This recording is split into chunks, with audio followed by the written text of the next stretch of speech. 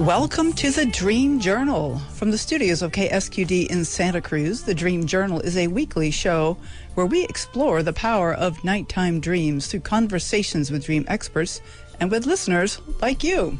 In the house behind, the life you find is something understood.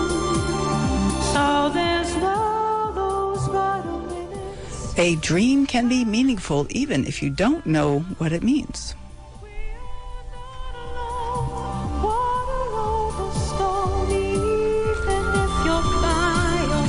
Today's music, created fresh this morning, is called Tidal Flow.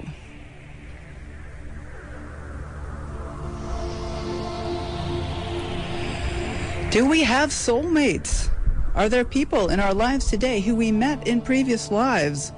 Our guest today is lucid coach Chris Cunniffe. He is a former lawyer, and he thinks that we have what he calls spiritual counterparts, which we can learn about in our dreams. Stay tuned to hear his story. I am your host, Catherine Bell of Experiential Dreamwork, and welcome to the Dream Journal. Let's get right to the guest, Chris Cunniffe. Hello, thanks so much for being on the show. Hi, Catherine. Pleasure to be here. Great. You've been on the show before. We were talking about doing the opposite, and you can find that show on in the Dream Journal archives. And I'm so glad to have you on the show. We actually met up in the Ashland ISD conference in 23, I think it was. It was, and actually the topic that we're going to talk about today is going to be a variation of the presentation that I originally prepared for that dream conference. And I got the pleasure of being as part of your morning dream group. You were an excellent facilitator. Thank you. Yeah. I appreciate that. Thank you. So why don't you introduce yourself, and then we will talk about the counterparts. Sure. So I'm an unusual guest probably because I'm not here as someone who is a psychologist or someone who studies dreams for a living or someone who works in that space, full time. I've had a career that's been diverse, and initially I was an attorney. Then I got in the real estate business.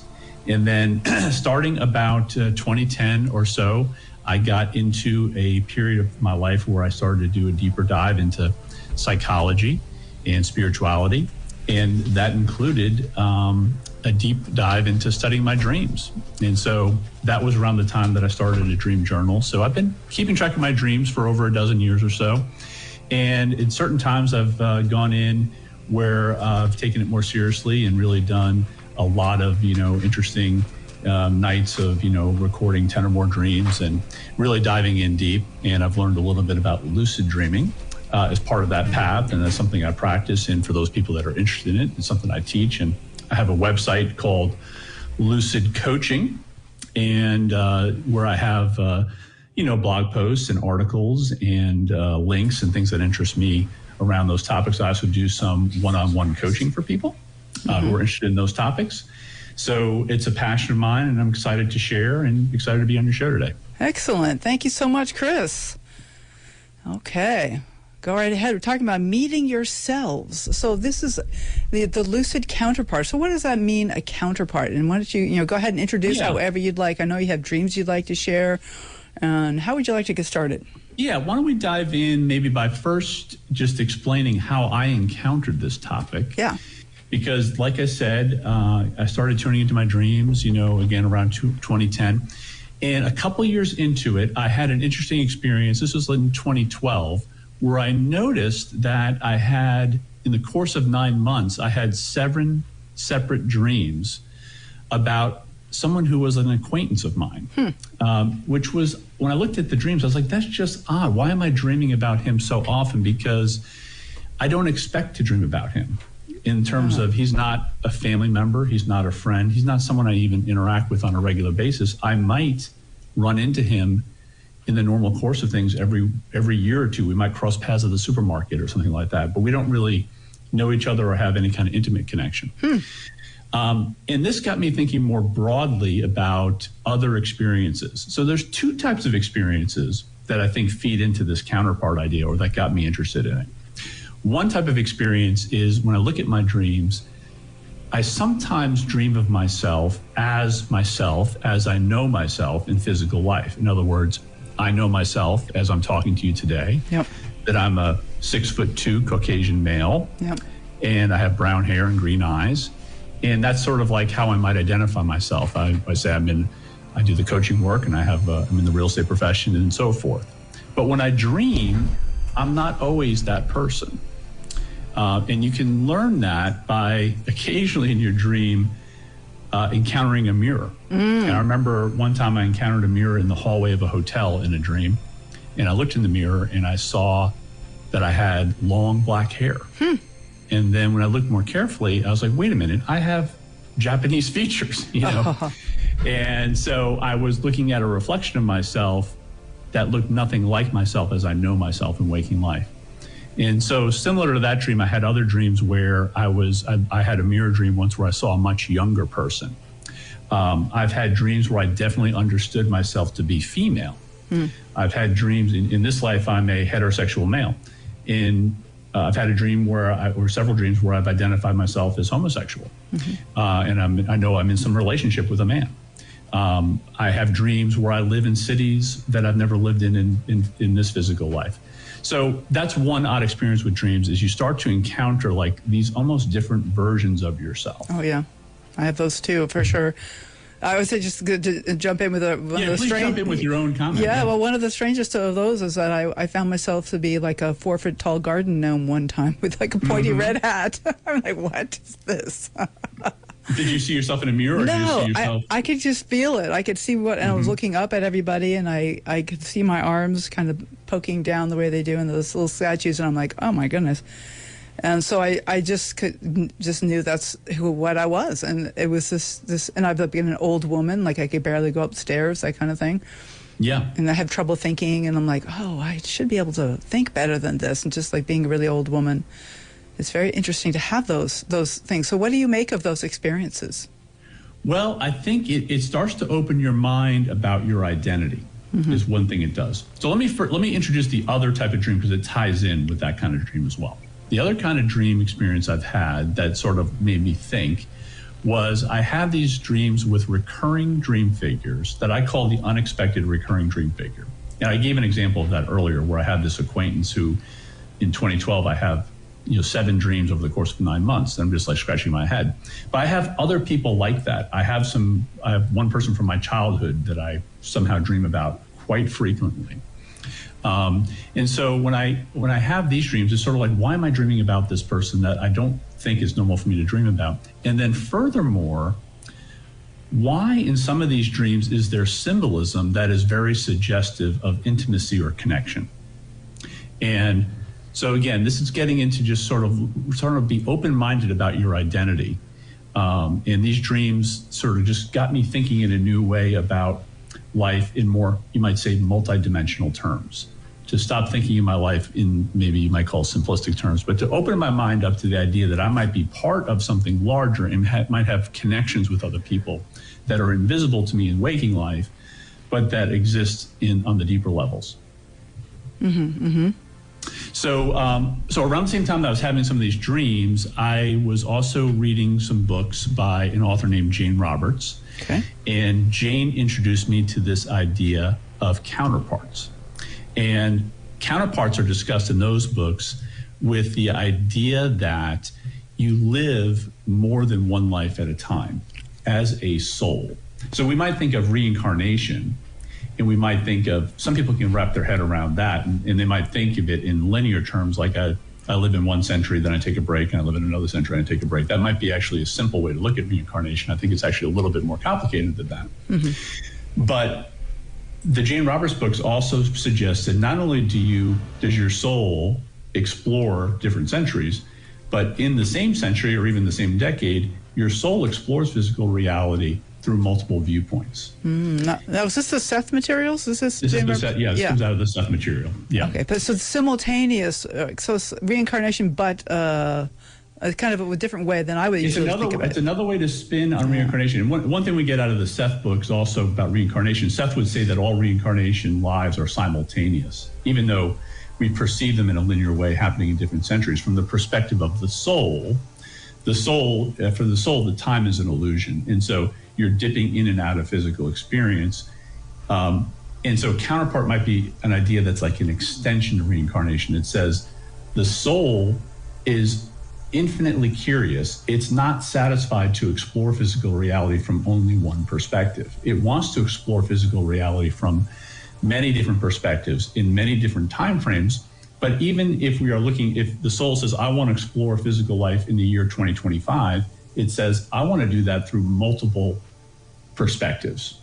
And so the soul will take on the clothes of multiple personages. And so you have a connection with these other personages that are living potentially in the same time. And you may, in fact, and you are likely to encounter these people in your waking life.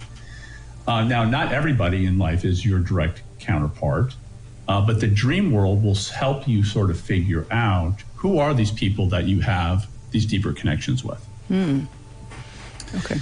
So it might be better to jump into some examples because this gets to be a little bit just like too pie in the sky. And so great. Let's jump into a couple of examples. So one thing to look for with these kinds of dreams would be dreams that involve sharing restricted or intimate space. And I'd say the classic example of this would be a bed or a bedroom. Mm-hmm. So some people get freaked out if they wake up from a dream and they were in bed with somebody who is not their spouse, for instance, or not their immediate family member. And they might interpret that dream to be sort of maybe some weird sexual dream or something like that. More often, that kind of dream is using the bed as a symbol. It's using the bed as a symbol of a close connection or intimate connection with someone on a soul level. Now, that may be the case. Obviously, you may have a soul connection with your life partner or with your child. But if you find yourself in a bed with someone who is an acquaintance, and you might start just shaking your head, this feels wrong or this feels off, you're maybe not interpreting it right. The soul may be using a little bit of shock therapy to help you get the message that you have intimate connections that are beyond your immediate family members. So more creative versions of this same theme. I mentioned that person who I had those 7 dreams about in the course of 9 months. I'm going to call him Keith, not his real name. But I had several dreams with Keith where we're sharing an office. And in one of those dreams, we have desks that are facing each other. And we're looking right at each other, eye to eye, with our 2 desks facing each other and actually connected with each other. And there's a bookshelf. And he labels one of the shelves with his name. He labels the other shelf with my name. So here we are, we're sharing a very intimate space. We're sharing a very close quarter office together and almost looking right at each other. So that's a dream that's suggestive of that connection. Another one of my recurring dream figures, I remember I had a dream with him where we were in a bobsled together. Now in my waking life, I've never been in a bobsled one time, but a bobsled is obviously a very confined space and you're very connected with someone when you're in a bobsled like that. Other common things would be like bathrooms that are confined spaces, and you'll see other creative versions. Like one time I had a dream with one of my recurring dream figures where we were sharing a swimming lane. So when you're sharing a swimming lane with someone, you got to be aware of them. You got to be realizing you're sharing a confined space, and you might run into each other as you're going back and forth. So I find the dreams will offer you sort of infinite variations of these themes. And so this is one thing to look for. I'm going to go through about 4 different categories of things to look for in dreams, but I'd say this is the one that's sort of foundational. If you're sharing intimate space with someone, that's sort of like the first thing to look for. Okay. That you might have a special connection with that person. So a second thing to look for, and this one is sort of fun to play with, would be any element of a dream that involves the idea of mirroring, like literally looking in a mirror, or someone reflecting things back to you with what they're wearing and so forth, or the idea of seeing double, like a duplication of something. Because that is, again, suggestive symbolically of a counterpart or connection or a twin type relationship with someone. So let me give you, a couple examples of that. I mentioned the Keith character, who's, again, I'll use him because there's so many dreams I had with him. Not only did I have so many dreams with him, but I had all this interesting symbology with him. So in one of the dreams with him, I'm walking down the street and I notice I am wearing a dress shoe on one foot and a sneaker on my other foot. I think that's sort of weird, And then I encounter Keith, and he is also wearing a dress shoe on one foot and a sneaker on the other foot. And it's a little bit of a head scratcher, but you see how there's that element of mirroring each other. Yes, or almost like we're like evil twins or something like that. So that's, again, suggestive that I've got some sort of connection with him. I'm going to give you another one of my characters. I'm going to call him George. And he's the one who I shared the bobsled with in the other example of the intimate space sharing. So in this dream, he and I are in a bathroom together, which is another intimate space. And we're both trying to shave and we're both trying to get our heads to reflect back in what is a very small mirror on the wall. And so we're sort of jockeying position. We both have shaving cream on our face. We're both trying to get our faces reflected in the mirror, and we're both trying to get our shaving done in the morning. And so that's interesting because you got the intimate space connection, but also, again, the mirroring. In other words, I'm looking in the mirror, and not only am I seeing my own image, but I'm also seeing this image of this other person. So you have both of the elements there. You have both elements there. And very often you'll find that these elements will pile on top of each other. Another example would be that I have this dream where I encounter my friend, and he's wearing a plaid shirt that I had just worn the day before. And I think it's funny, and I comment to him about how we have the same shirt. And in the dream, his wife is there, and she starts to describe all the other shirts in his closet. And as she does this, I feel like she's describing my closet, like she's describing all the same clothes that I have in my closet. So again, that would be an element of mirroring in a way, something that's very much the same. The last example of this I'll give would be had a dream once where I was on a plane, and I had the understanding that somehow I'm sharing the contents of my luggage are shared with another person on the plane. So again, that's sort of a sharing of intimate space. It's a sharing of luggage. And I go through the bag, and there are 2 cans of Starbucks Double Shot. So the word double shot is itself, obviously suggested of doubling. And so that would be, if you have a dream like that with somebody where you have something symbolic of doubling or seeing double, that would also be an indication that you might have some sort of special connection with this person. Okay. All right, so those are the first 2 categories. I'm going to jump into a third. So again, just to review quickly, first category is sharing intimate space, restricted or intimate space. Second category would be like mirroring or seeing double. The third category would be dreams that involve mistaken identity or that might play with personal identity symbols. All right. So an example of that would be, I have a dream where I'm in a hotel, I've got my luggage with me, I'm getting ready to go into my whole hotel room door, and when I look at my luggage, I notice the luggage tag doesn't have my name on it. It's got the name of this other person I know from physical life. I'm going to call him Neil. So it says Neil Smith instead of Chris Cunniffe on the luggage tag. So a luggage tag can be a personal, identity symbol. Likewise, I have another dream with one of my other potential counterparts, where in the dream, I'm working on a passport application. A passport application would obviously be an identity symbol. Right. And then during that same dream, I notice I'm wearing a name tag, but instead of the name tag saying my name, it says his name. So I've got actually 2 identity symbols in the dream. I've got the name tag symbol, and I've got the application for a passport. And again, as these things pile up on each other, this person that I'm talking about in this particular dream, he's the person I mentioned earlier I was sharing the swimming lane with. So now I've got multiple recurring dreams about someone I don't expect to dream about, and I'm getting this interesting symbology suggesting that our identities are somehow connected, because that identity symbolism, And another common identity symbol for us in sort of the modern era is our cell phone. So dreams with your cell phone can be interesting because I have, like, for example, I have one that someone left me a voicemail, not on my phone, but they left me a voicemail on this other person's phone. It's actually the same person. It's this person who was from the swimming lane, who's from the passport application. So in this this third dream involving the same person, I'm having to go to his phone to retrieve one of my voicemails. So a voicemail section of a phone would be something that you expect to be personal, intimate space. It's something that you expect to also to have identity and be connected with you. Okay.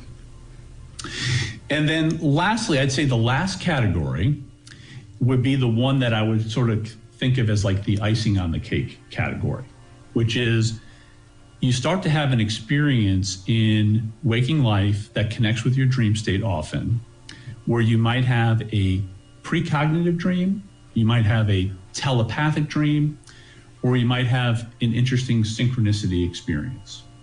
And for me, if you have one of those experiences, that'll sort of help to me, especially because it happens to you in physical life.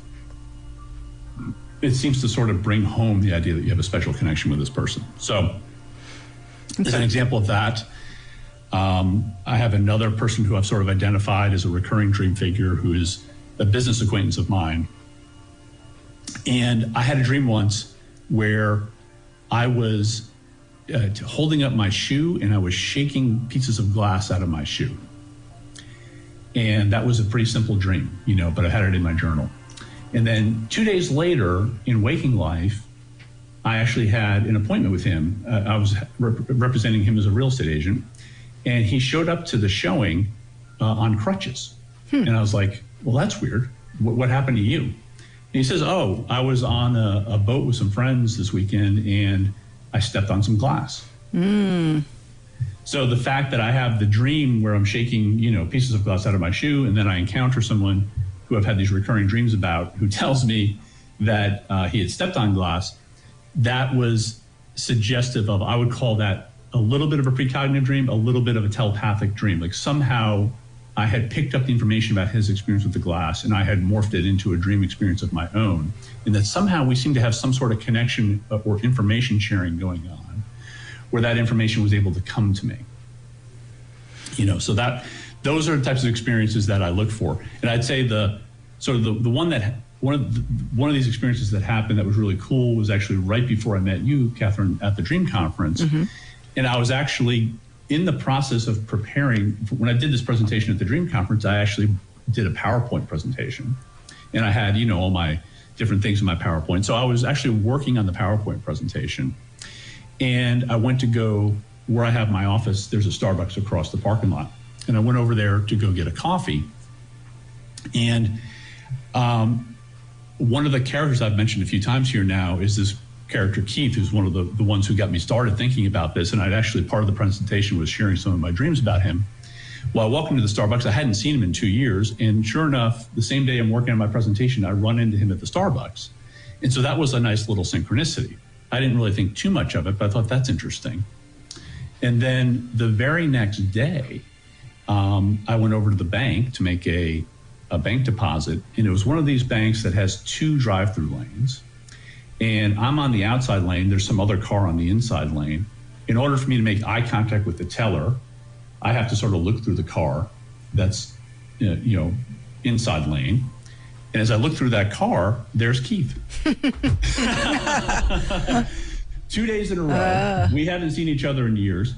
I'm preparing a presentation where I'm talking about him and as one of my recurring dream characters that I seem to have a special connection with. And I have 2 synchronicities back to back. And I thought it was also interesting with that synchronicity that the drive-through lane, the double drive-through lane at the bank, it was itself a symbol. Now, this happened in waking life, but if it weren't a dream, you would, and this is something I do in my coaching practice quite a bit, is we look at waking life events, but look at them through the lens of dream symbolism. Like, what would that represent? So the fact that we're in 2 identical, 2 lanes that are side by side at the same bank, and that I have to look through his car in order to connect my business, that is symbolically itself, suggestive of a special connection. Right, the doubling. Yeah. Okay. So yeah, looking for those waking life synchronicities or precognitive dreams. Like if you have all these hints in your dream state that are sort of like implying something going on here, then when you have that waking life synchronicity, that would seem to be sort of, for me, almost like a verification. Like when I had that experience with him, we both laughed out loud. Like I looked at him because we had just seen each other the day before at the Starbucks, And it was just sort of something that just didn't make any sense in normal terms. Okay. So we have all these ways of identifying these particular people in our lives. And then I have lots of questions here. Yeah, let's jump into any questions. Okay. Yeah. So, I mean, so what then? So then that these people that, and perhaps they're like other incarnations of myself or some way we know each other. Then do you ever approach these people and tell them that? Yeah. It's very interesting that you asked that, because it is a tricky thing. So most of my people that I've talked about here, who I've identified as my counterparts, I have frankly found it to be too awkward. Yes. Part of the reason why I'm not even using their real names, it's awkward to go up to someone you know as an acquaintance and say, hey, I have a special dream connection with you, or I think I'm your soulmate, or I'm a counterpart of you, But so part of it is just for you to file away. But I do think there are some practical benefits to making these connections. One of the things I've found when I look back at my life now, some of these people that I have this counterpart connection with, or that I've determined I'm very likely to have, in some cases, there have been some significant things in my life that have happened in connection with them, where they've been business partners on things at a period of time in my life, or they've been clients of mine where I've helped them do some significant transactions. So there seems to be, with these counterpart connections, a likelihood that it's not like they're going to be your best friend all the time, but that you're going to have some interactions with them that may have some significance for you, either personally or maybe financially. Mm-hmm. And so it's sort of useful to know who these people are, because you can start to think of them as allies. You can start to think like, oh, I have soul connections in this life. These people are my allies. We're all connected on the interior. We have like a special way of communicating with each other. And that might be something that I can leverage in my life. And it's a good thing to be aware of. Okay. And then I have another question. We're getting close to the break here, so we're gonna have to get back to these questions. But so maybe I'll just like leave this as a kind of a teaser for the second half. Good. Okay, it's like my question is that if I dreamed about an acquaintance in my life, I would start thinking about what are the characteristics this person has, and might this be saying something about my my personal life, my psyche, my psychology. And then, and so like, especially if this character comes up more than once, that's what I would be thinking about. I wouldn't go to the counterparts idea right away, but I'm curious if you can combine these different kinds of characteristics, and so let's talk about that when we come back. So this is Chris Cunniffe, and his webpage is lucidcoaching.com, and we're talking about the idea of counterparts and how certain people in our lives, maybe not even particularly close people, might be soulmates in a kind of way, or even soul buddies, like we might actually share souls, if I'm getting that concept right. So this is the Dream Journal. We are broadcast live from the KSQD studios in Santa Cruz and co-broadcast live in San Jose by KCXU. We will be right back.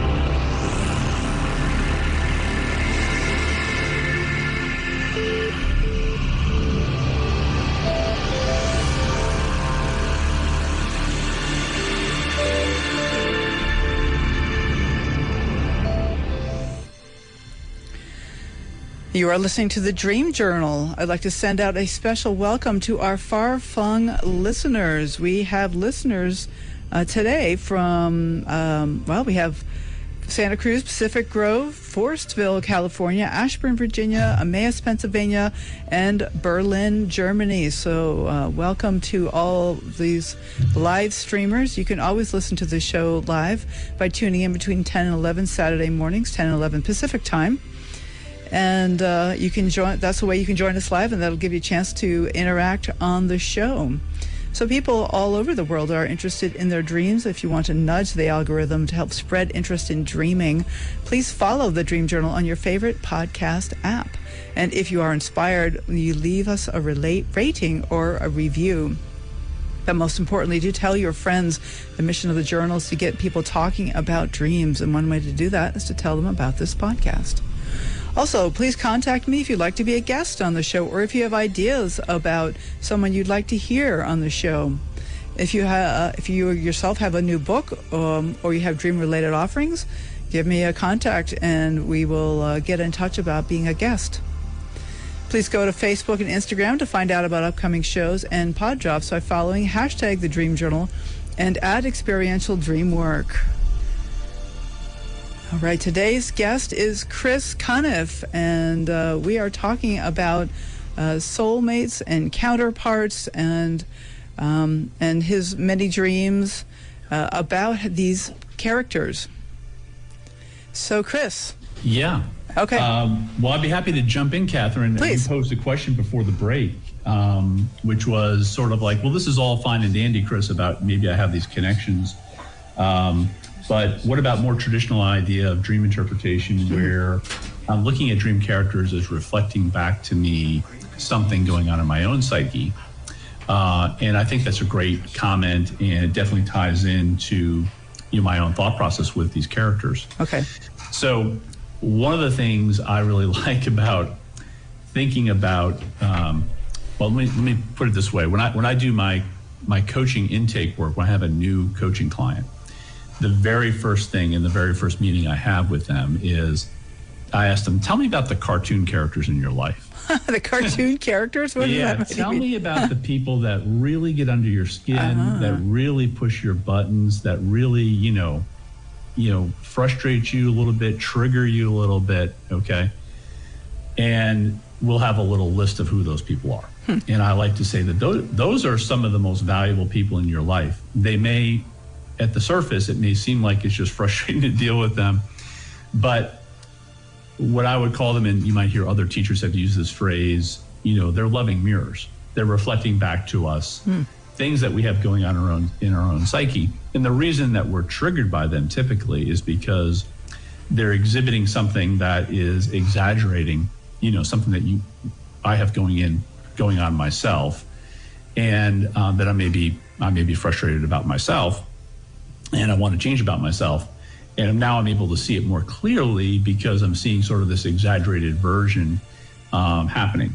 And when I say cartoon characters in waking life, that's very, very similar to the idea of a dream character, Right. And so I like to play with these ideas across both the dream state and the wake state.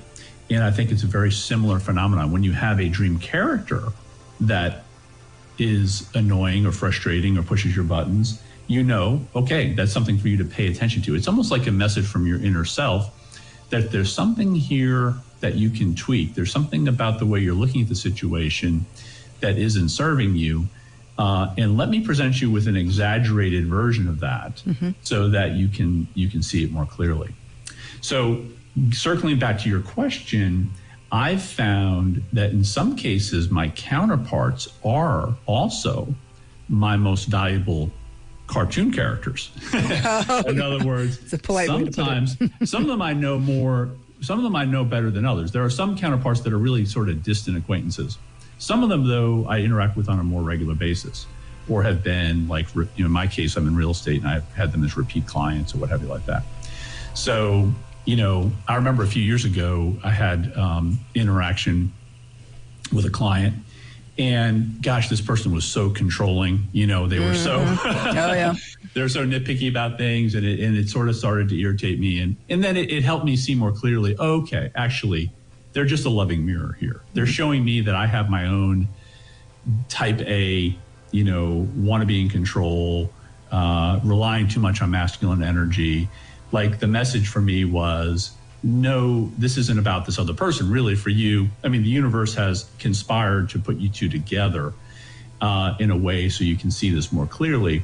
But it was a message for me to open up more to feminine energy, to open up more into being a state of allowing things to unfold for me in a positive way, rather than having, as one teacher, Esther Hicks likes to say, you don't have to wrestle the bear to the ground. We sometimes feel like we always have to wrestle the bear to the ground.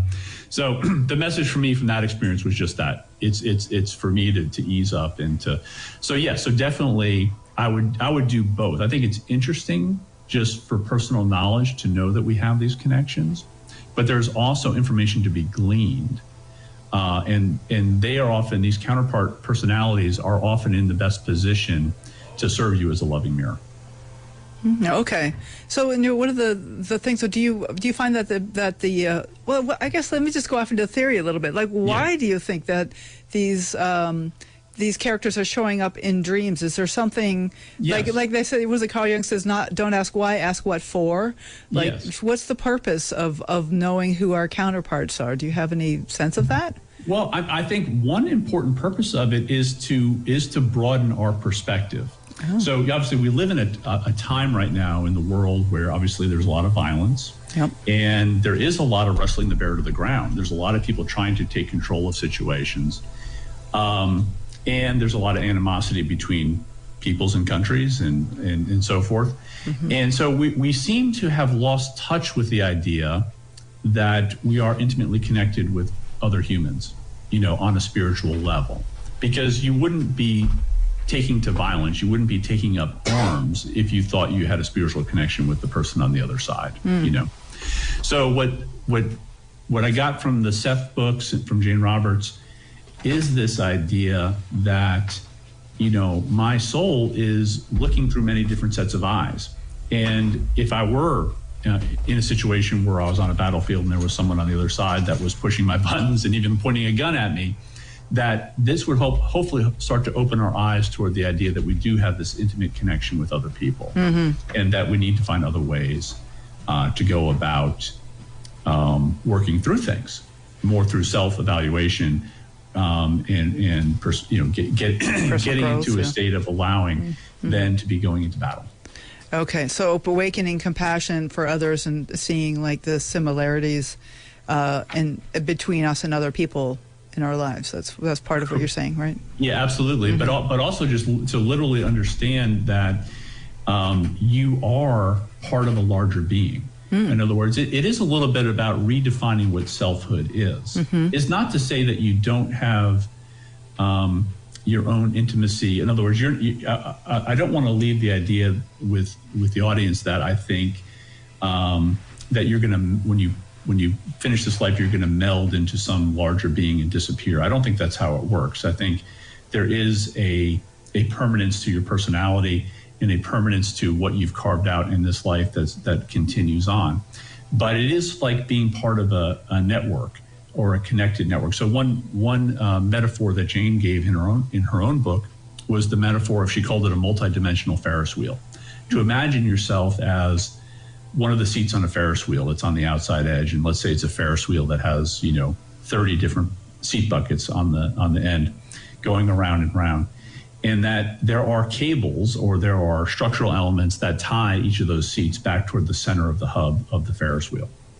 And to think of your selfhood in those terms, that your individual bucket is important, but that you are connected with these other aspects of your soul. And these other aspects of your soul are collecting information, they are gathering insights, they are going through growth cycles, just like you're going through a growth cycle. And in the dream state, there is an opportunity, and Seth used the phrase, there's an opportunity to trade notes, to compare notes, to look at to learn from what your counterparts are doing with their experience and to add it onto your experience. You might say there's an opportunity to consolidate your gains.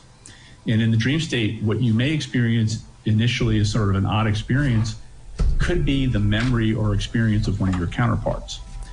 In physical life, you're pretty much only going to have, your own experiences. But in the dream state, we are closer to that multidimensional center of the Ferris wheel, and we have these information flows that come to us, and they allow us to get these additional elements of information and experience and learning. Okay, so you were talking about, I'm like this idea of parallel souls, that we have are the same soul in multiple bodies, even simultaneously, and yet we're learning things. So like the idea of comparing notes, I'm just kind of summarizing so I can see if I understand what you're saying here. Because this acquaintance of yours, this Keith and George and these people that you know slightly in waking life, but seem to be, counterparts, that they're going through their own experiences and they're learning some things. They may have, well, certainly are having different experiences than say, Chris Cunniffe is having. And so they may be learning different things. Because I do often think what they call Earth School, that we're here to learn something, and there's some value in this short time that we have to be human. There's something valuable about this time, and surely it's something about learning, because it seems like so much of life is figuring out how to do better and to be better and be more happy and satisfied and have better relationships and learning from our mistakes. And so if they're learning different things, and maybe there's like an exchange that goes on when we sleep, so that we can get a little bit of that, learning what they're going through as well as sharing with them what we're learning. Is that kind of what you're saying? Okay. It is. It's a good summary. And it does connect. It's funny how this theory connects with the reincarnation idea. Yeah. And, there was an interesting example in some of the Seth material where one of the students that Jane Roberts had in her class, they would do experiments where they would try to have encounters with their, reincarnational selves as well as their counterparts. And, lots of people today, lots of therapists offer hypnosis, and some of them do an exercise where they'll take you back into a past life. And often what they're doing is they're trying to take you back into an experience that you had in the past life that might be connected with experiences that you're having in this life. And you might be able to glean some information or some lessons from that, from that other experience. Mm-hmm. So in the example that's in the Seth books, there was a gentleman who kept having recurring dreams about this Civil War soldier. And sometimes he would have these dreams in, you might say, the typical dream state. Other times they'd be more in that sort of like waking meditation type experience. Mm-hmm. And he actually sort of developed sort of a connection or relationship with this personage from a different era of time. Mm-hmm. And when they would encounter each other, the initial feeling was like from the Civil War soldier, who was actually a Southern soldier who who seemed to command a lot of people. Mm-hmm. Initially, he thought, who's this hippie, with all these, who's not disciplined, who's not this, and then from the perspective of the person in her class who's thinking about this soldier is like, this guy's brutal. This guy's, what's wrong with this guy, But they had information to exchange. They had information to share. And so for the person that was in Jane's class, there was an opportunity to learn to harness masculine energy more, to be more decisive, to be to go about life with a greater sense of confidence, And for the other person on the other end of it, who is in his time frame, there's an opportunity maybe to learn some compassion and to learn some. So there's an exchange of information that happens there that we can experience with our counterparts, not only in time in other periods, but also our counterparts in our current time frame. Right. So interesting. And the whole idea of time is meaningless, and so that we actually can be educating, imparting the things that we've learned to people in the past. That's right. Yeah, it's like this in the Seth books. They say there's a phrase that the present is your point of power, and that is in the present moment that you can actually think of it as ripples that you're sending through time. That as you change your present moment, you're also potentially having an impact on your counterparts, whether they be reincarnational in different time frames, or you be impacting the other people that are sharing the same time frame with you. Right. And this also brings up the question of ancestors and descendants. I guess we have both of those possibilities that we can influence. And so if the present is a moment of power, then we can influence those.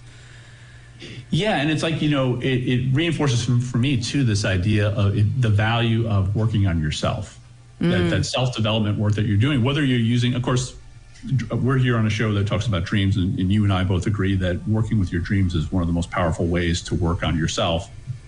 Of course, there's other methods that people have for self-improvement, but, knowledge is power. And the more you can learn in this life, the more you can understand your power, the more you're going to be able to sort of share that information with your counterparts and your reincarnational selves.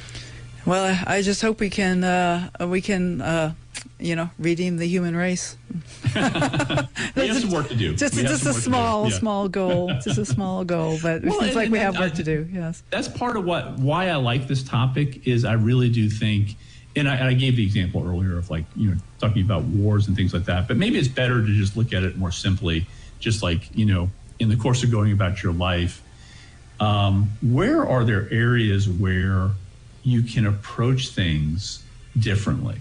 Where is there areas where you can solve problems more creatively? Where can you, use your insight and your intuition to solve things instead of relying upon what we've typically relied on? And this is sort of the journey that I've been on in my life, is that I started out as someone who was extremely left-brained. I went to law school. I worked at a big law firm in New York City, and I was basically someone who was exercising that muscle of his left brain. And it's been a path for me over time of really wanting to learn to tap into my creativity more, to tap into my intuition more, and to learn about a different way to go about my life.